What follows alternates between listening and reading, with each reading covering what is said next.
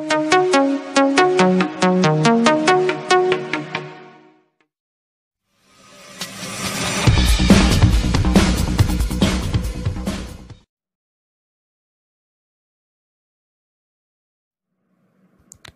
Guys, आपका स्वागत है इस चैनल द कार्टून वाइन्स पर। अगर आपने अभी तक इस चैनल को सब्सक्राइब नहीं किया है तो जल्द से जल्द जाकर सब्सक्राइब कर दीजिए ताकि आप हमारे और भी वीडियोस देख सकें। तो मैं हूँ सैम और आप देख रहे हैं इंटरव्यू विद सैम। और आज हमारे साथ जुड़ने वाले हैं बहुत ही ख़ास शख्स। जी हाँ, ज़ोरदार तालियां नेताजी के लिए। राजू भैया, कनेक्ट कीजिए नेताजी को। मैं आपका स्वागत करता हूं नेताजी मेरे इस शो पर इंटरव्यू विद सैम, और आपको आपकी जीत के लिए हार्दिक हार्दिक अभिनंदन। अरे शुक्रिया शुक्रिया छोरे, और बता के करने वाला है तो आज। नेताजी, आपसे हम कुछ सवाल पूछेंगे जो जनता की तरफ से आए हैं। आपको उसका सरल सा उत्तर देना होगा। तो आप तैयार हैं नेताजी? अरे उत्तर ही देना है ना, हमने कई को जवाब दिए, तुझे भी दे देंगे। तो पहला सवाल आपसे करना चाहूँगा नेताजी कि आपकी इस बड़ी जीत में आपको क्या क्या सेक्रीफाइस, क्या क्या बलिदान करना पड़ा, तो आप हमें उसके बारे में थोड़ा बताइए। ऐसे तो कई सेक्रीफाइस बलिदान है बेटा, लेकिन हमें एक किस्सा याद आता है कि एक दिन हमारा जो बच्चा है हमारे पास आ गया और कहने लगा, पिताजी अब हमारी कोई शादी वादी नहीं होगी। तो हम हैरान हो गए। हमने उससे कहा, बेटा क्यों? तो हमारा बच्चा बोला, पिताजी हमने आपके सारे बैनर देखे, आपने उस पर लिखा बहू मत दो, बहू मत दो, तो हम आपको कहाँ से कोई बहू देगा।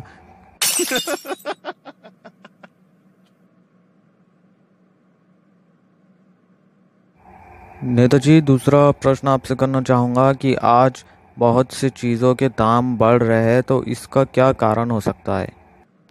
नहीं, गलत गलत गलत बात कर रहे हो बेटा तुम। दाम दाम नहीं बढ़ रहे हैं, इसके पीछे कुछ कारण होता है। कारण आप समझ नहीं सकते बेटा।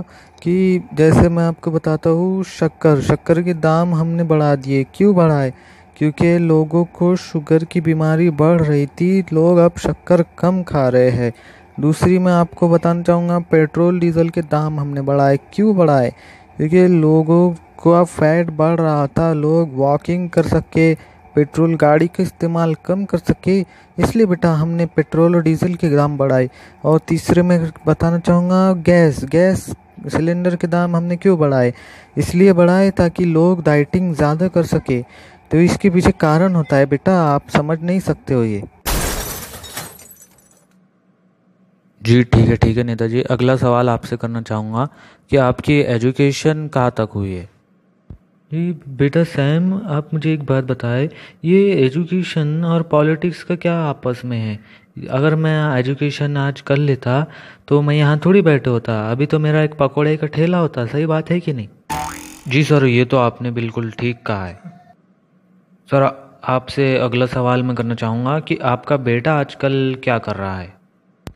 वो पता नहीं बेटा, मोबाइल सामने रख देता है और फिर बगल से आटा उड़ाता है, कभी फेंक फेंक के कपड़े बदलता है और कभी गटर में से आकर हीरो बन जाता है। वो टेकटॉक चलाता है। अरे नेताजी, टेकटॉक नहीं, टिकटॉक टिकटॉक होता है, लेकिन टिकटॉक तो अब हमने सुना है बैन हो गया है। हाँ बैन हो गया है, तभी तो हमारा बेटा लाइन पर आ चुका है ना। अच्छा नेताजी, नेक्स्ट क्वेश्चन आपसे करना चाहूँगा कि आपने, जब आप नेता बने, आप जीत कर आए चुनाव, तो आपने क्या क्या किया? जी हमने नेता बनने के बाद हमारे लिए 3 मंजिला बिल्डिंग बनाई है और 3-4 गाड़ी खरीदी और एक बड़ा बगीचा खरीदा है और हमारे बेटे को एक मुँह चबाए हुआ सेब का फ़ोन भी दिलाया है।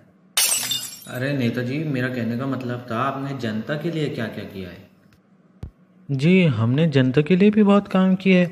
हमने पेड़ लगाए हैं और इंजीनियर बच्चों के लिए हमने उनके लिए पकौड़े की दुकान खोल के दी है। और हाँ, मेन बात, हमने जो है तो सड़क के लिए तंदूर भी निकाले हैं।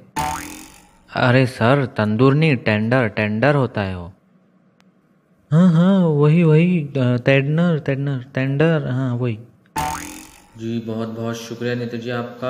आपने हमारे सभी सवालों के जवाब दिए और आपका बहुत बहुत शुक्रिया कि आप हमारे शो पर आए। और अब वक्त आ चुका है कि हम आपसे विदा लेते हैं और हम उम्मीद करते हैं कि आप फिर से एक बार हमारे साथ जुड़ेंगे।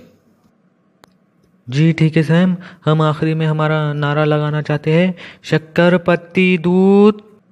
अरे नेताजी की। अरे अरे बेटा, फैमिली शो है, फैमिली शो है।